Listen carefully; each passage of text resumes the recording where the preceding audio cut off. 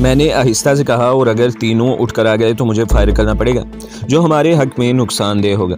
खुशहाली गौर करने लगी, फिर सर उठाकर बोली, दूसरा कोई तरीका नहीं। अगर तुमने आवाज़ दी तो वो तुम्हारी आवाज़ पहचान लेंगे। इस सूरत में वो तीनों ही अंदर को लपकेंगे। मैंने स्टीन गन का मैगजीन खोल कर देखा, मैगजीन भरा हुआ था। एक तरकीब मेरी समझ में आ गई। मैंने खुशहाली से कहा कि वो दरवाजे के सामने वाले कोने में सर झुकाकर फर्श पर बैठ जाए, इस तरह वो बाहर से आने वाले को दिखाई दे सकती थी। खुशहाली ने सरगोशी में कहा, तुम क्या करना चाहते हो? मैंने कहा, जो मैं कहता हूँ वैसे ही करो। खुशहाली सामने वाले कोने में दीवार के साथ सर झुकाकर बैठ गई। घसीट कर कोने में गैस लैंप वाले स्टूल के पास ले गया, फिर दूसरा खाली स्टूल लाकर वहां रख दिया। लीडर की लाश को इस पर बिठाकर इसकी टेक पीछे दीवार से लगा दी। लाश एक तरफ लुढ़क जाती थी। मैंने बड़ी मुश्किल से इस तरह टिकाया कि अगर कोई दरवाजे से दाखिल हो तो इसे ऐसे लगे जैसे तामल लीडर गैस लैंप के पास स्टूल पर बैठा इसकी तरफ देख रहा है। फिर मैं बंद दरवाजे के पास जाकर खड़ा हो गया। मैंने गन को नीचे फर्श पर रख दिया और दरवाजे के करीब मुँह ले जाकर अंग्रेजी में कहा, कमान। जनूबी हिंद और श्रीलंका में इन दिनों भी अंग्रेजी जुबान का बड़ा चर्चा था। तामिल लोग तो ख़ास तौर पर अंग्रेजी जानते थे। इनके मजदूर भी अंग्रेजी में बात करते थे। दूसरी बात यह थी कि मैंने तामिल लीडर को भी कश्ती में अपने इन साथियों से अंग्रेजी में बात करते देखा था। कमान पुकारते ही मैंने दुर्ज में से बाहर देखा। लालटेन के पास बैठे हुए तीनों आदमियों में से एक आदमी स्टेन गन संभालता हुआ तेजी से उठा और लंबे लंबे डग भरता हुआ बैरक के दरवाजे की तरफ बढ़ा। दरवाजे के अंदर से कुंडी नहीं लगी हुई थी। मैं इस रुख पर खड़ा था कि जब दरवाज़ा खुले तो आने वाले की पीठ मेरी तरफ और मुंह तामिल लीडर के स्टूल पर बैठी लाश की जानिब। दरवाज़ा खुला।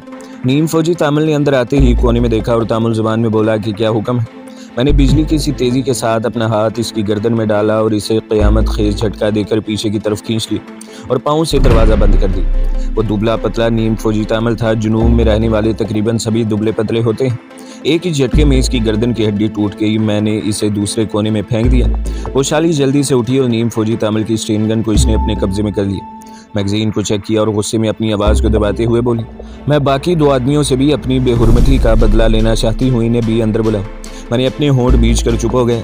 खुशहाली मेरे वतन की खातिर बहुत बड़ी कुर्बानी दे रही थी। मेरा दिल चाहा इन चारों के पुर्जे पुर्जे उड़ा दूँ। मैं दोबारा कमान कहकर दूसरे आदमी को अंदर नहीं बुला सकता था। मेरी इस तरह बुलाने पर इनको शक हो सकता था। मुझे किसी न किसी तरकीब पर फौरी अमल करने की ज़रूरत थी। मैंने दरवाजे के सुराख से बाहर देखा। अब दोनों तामिल उठकर दरख्तों के पास टहलने लगे थे। इनमें एक ने बैरक के बंद दरवाजे की तरफ देखकर कुछ कहा। लालटेन की रोशनी में इनके चेहरे मुझे साफ नजर आ रहे थे। दूसरे तामिल ने कंधे उचकाकर तहियर और लाइल्मी का इजहार किया और फिर इस तरह से टहलने लगा जैसे पहरा दे रहा हो। अचानक मेरे दिमाग में एक तरकीब आ गई। इस वक्त वही तरकीब सबसे मौजूद और मुनासिब थी। मैं खुशहाली को कोने में ले गया और इसे सारी तरकीब समझा दी। इसने एक पल के लिए मेरी तरफ देखकर सोचा, थोड़ा बहुत गौर किया, फिर स्टेन गन मुझे पकड़ा दी और दरवाजे की तरफ बढ़ी। मैं एक बार फिर दरवाजे के साथ लगकर खड़ा हो गया।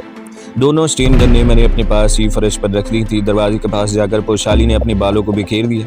हलक से ऐसी आवाज़ निकाली जैसे सख्त तकलीफ में और दरवाज़ा खोलकर बाहर अपने आप को यूं घास पर गिरा दिया जैसे किसी ने अंदर से इसे धक्का दिया हो।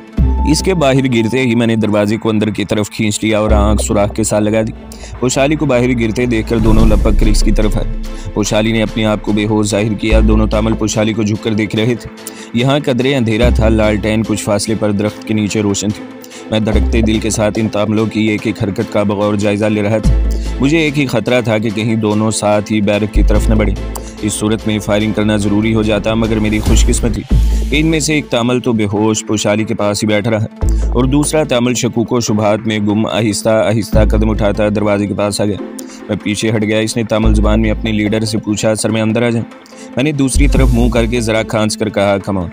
वो तामिल अंदर आ गया। मेरे पास एक ऐसा महफूज वार जिससे इसकी आवाज़ भी ना निकले और वो जहन्नम रसीद भी हो जाए, और ऐसा ही हो। 2 सेकंड में इसकी लाश मेरे बाजुओं में झूल गई। मैंने इसका गला नहीं दबाया था बल्कि इसकी गर्दन की हड्डी तोड़ दी थी। लाश को मैं पीछे घसीट कर ले गया। बाहर सिर्फ एक तामिल नीम फौजी बाकी रह गया था। जब इसका दूसरा साथी भी अंदर जाकर वापस न आया तो इसे शक सा हो गया। मेरी नज़रें दरवाजे के सुराख में से बराबर इस पर जमी हुई थी। ये तामिल अंदर आने या अपने लीडर को वहाँ से आवाज़ देने के बजाय वहाँ से खिसक गया। शायद वो अपने दूसरे साथियों के पास जाकर इन्हें सूरत हाल से आगाह करना चाहता था। ये बड़ी ख़तरनाक बात थी। इस खतरे का एहसास खुशहाली को भी हो गया। तामिल 2 कदम चला होगा कि खुशहाली शेरनी की तरह उठी और इसने पीछे से तामिल की दुबली पतली गर्दन पर इतने ज़ोर से कलाई मारी कि वह गिर पड़ा। मैं छलांग लगाकर बैरक से बाहर निकला और दूसरे लम्हे तामिल की गर्दन मेरे बाजुओं के शिकंजे में थी। मैंने इसकी लाश को भी बैरक के फर्श पर डाल दिया। हमने इन लाशों की जल्दी जल्दी तलाशी ली।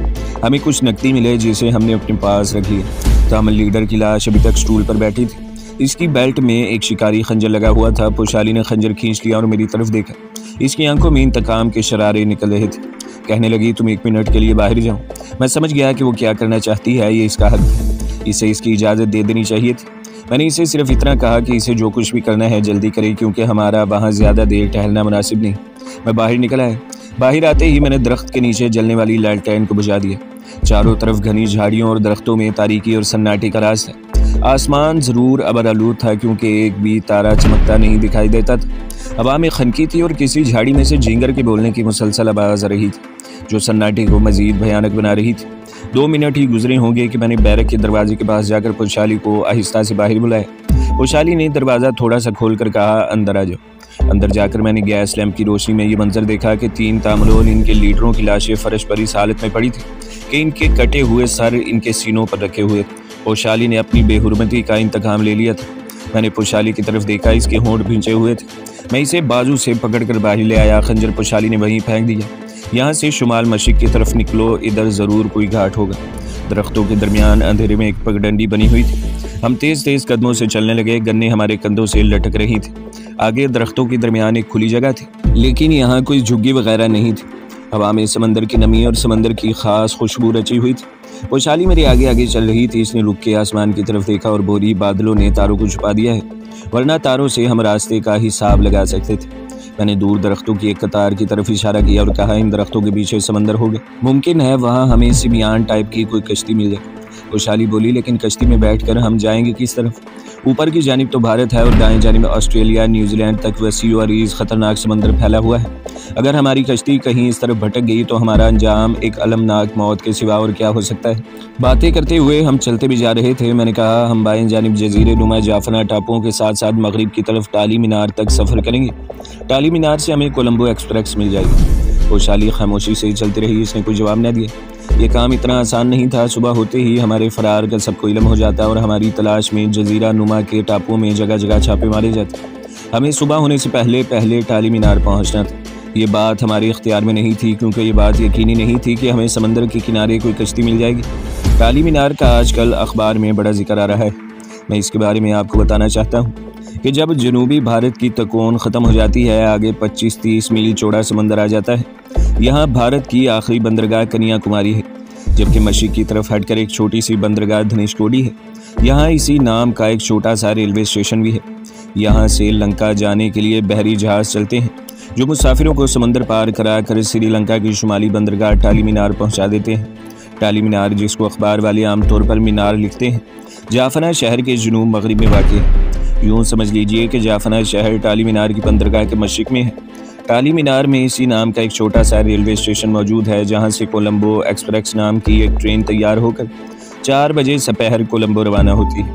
मैं ये ट्रेन पकड़ना चाहता था। हम चलते चलते समंदर के किनारे पहुँच गए। यहाँ हमारी तवक्का के खिलाफ ना कोई घाट था और ना कहीं कोई छोटी बड़ी कश्ती ही नजर आई। मैंने पोशाली को साथ लेकर समंदर के किनारे किनारे मगरिब की तरफ चलना शुरू कर दिया। ये टापू ज़्यादा बड़ा नहीं था। हम थोड़ी दूर ही गए थे कि एक तरफ से आवाज़ आई, जैसे कोई झाड़ियों को हटाते हुए चल रहा था।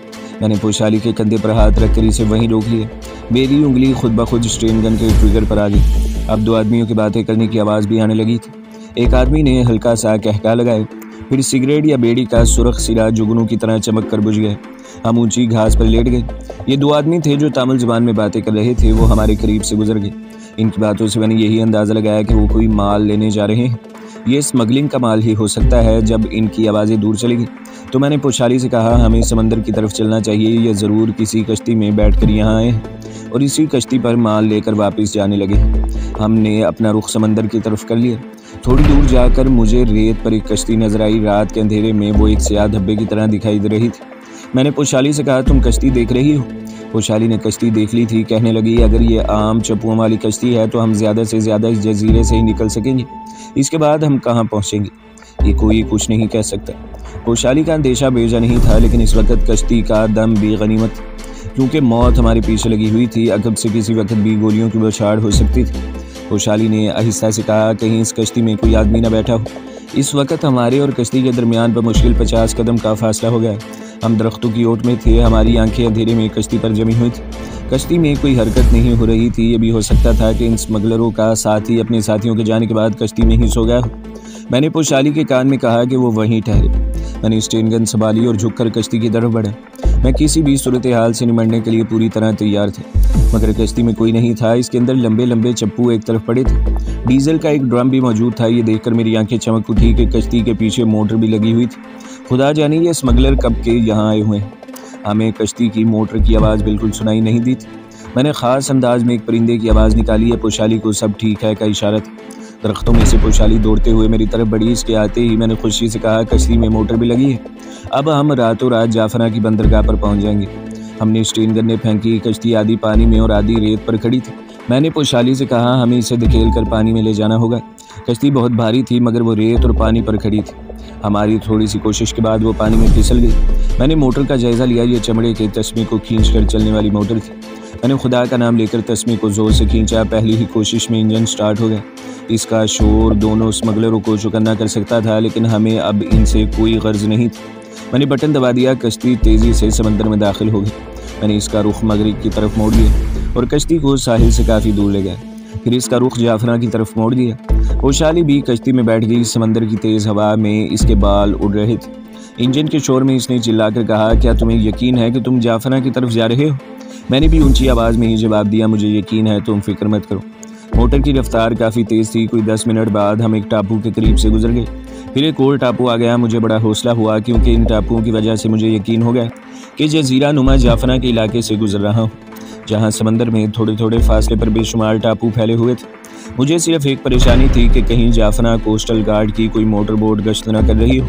वो हमें चेक कर सकती थी, लेकिन मेरे पास इस परेशानी से बचने के लिए कोई जरिया नहीं था। मैं अल्लाह तवक्कल कश्ती को समंदर में भगाए लिए जा रहा था। अंधेरे में छोटे छोटे स्याह टापू टीलों की तरह समंदर में हमारे आसपास से गुजरते जा रहे थे। हमें 15-20 मिनट हो गए थे। अचानक दूर से समंदर में रोशनियां मुनक्कस होती नजर आई। मैंने पोशाली को रोशनियां दिखाकर कहा, यकीनन ये जाफना घाट की रोशनी है। इसने मुझे मशवरा दिया कि मैं सीधे रुख पर चलने के बजाय पहलू की तरफ से होकर जाफना घाट या पोर्ट की तरफ जाऊँ, क्योंकि कश्ती का रुख सीधा रोशनी की तरफ था और वहाँ कोस्टल गार्ड की कश्ती मोटर बोट से मुठभेड़ हो जाने का अंदेशा था। मैंने कश्ती का रुख बाईं तरफ कर दिया। अब रोशनियां दूसरी तरफ रह गई थी। साहिल के स्याह लकीर करीब से करीब तर होती जा रही थी। पोशाली ने इंजन बंद करने का मशवरा दिया तो मैंने रफ्तार तेज़ कर दी।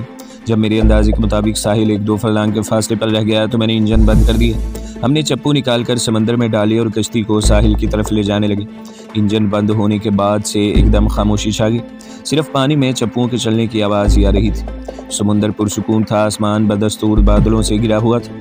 खुदा का शुक्र था कि बारिश अभी तक नहीं हुई थी, वरना इस इलाके में बड़ी मूसलाधार बारिशें होती हैं। आहिस्ता आहिस्ता कश्ती साहिल के करीब होती जा रही थी। फिर साहिल की लकीर ऊंचे दरख्तों में बदल गई। रोशनियां अब दाएं जानिब काफ़ी फासले पर रह गई थी।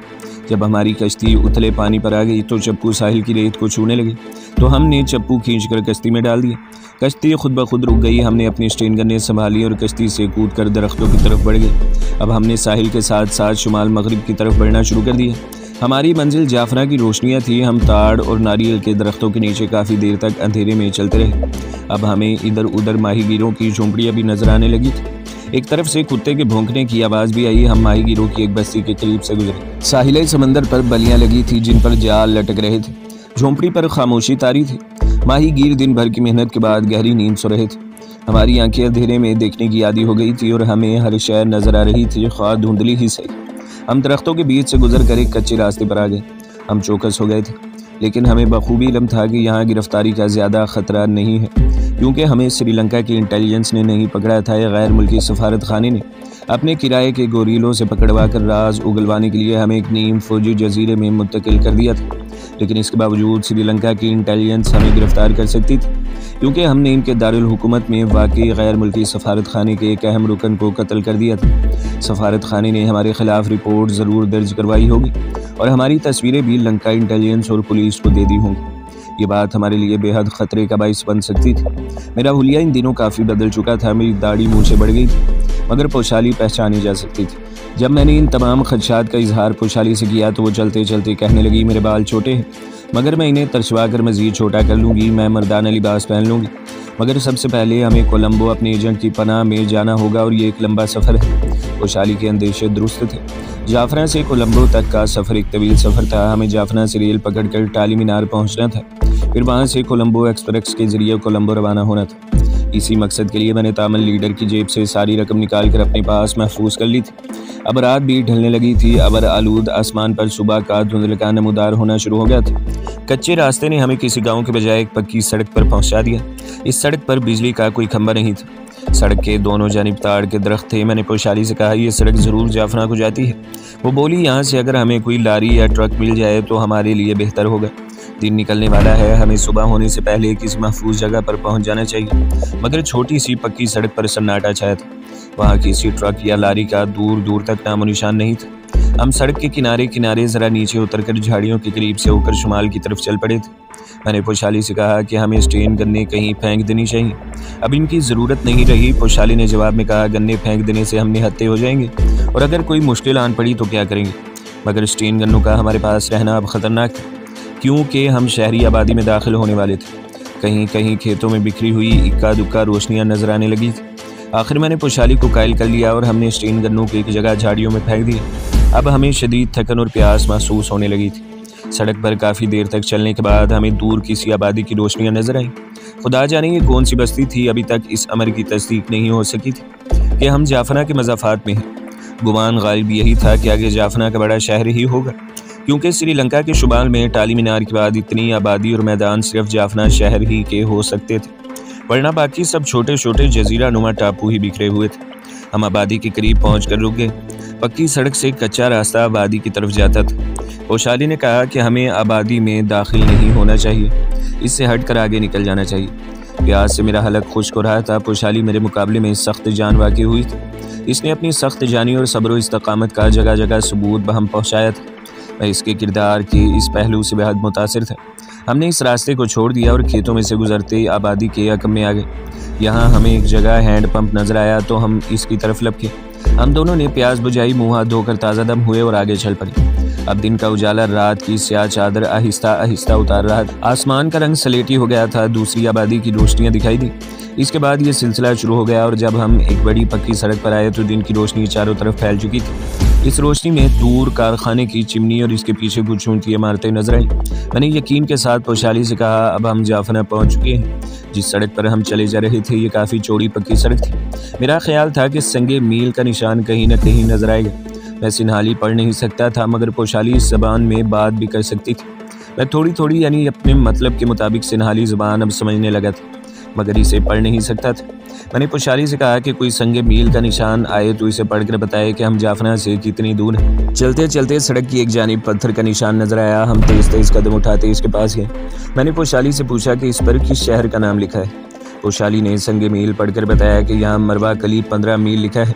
खुदा जाने ये मरवा कली किस शहर का नाम था और ये जाफना का ही कोई मज़ाफ़ाती शहर था या नहीं। मैं उलझन में मुब्तला हो गया। कहीं हम श्रीलंका के दूसरे साहिल पर तो नहीं आ गए, जहाँ से हमें किसी ट्रेन के मिलने का इम्कान ही ना हो।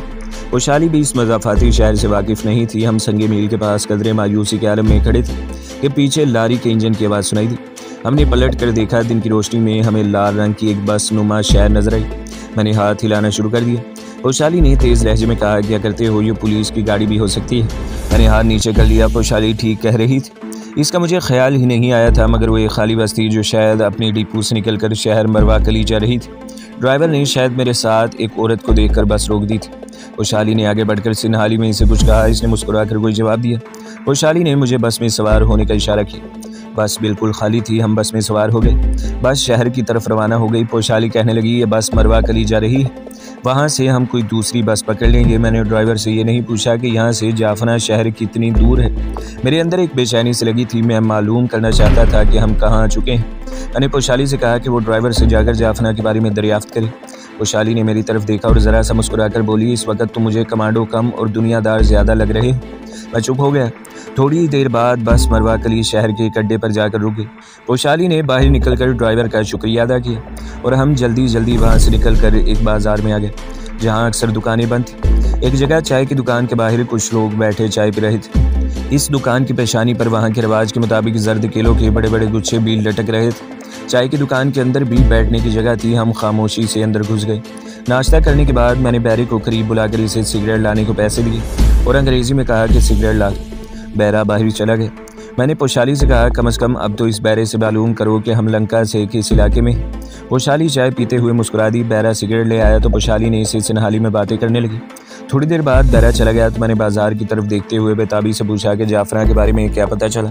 पोशाली ने चाय का हल्का सा खून लेते हुए होंठों को चुगेड़ कर बोली, जाफरा यहाँ से 20 मील दूर है। खुशी से मेरा चेहरा खिल उठा।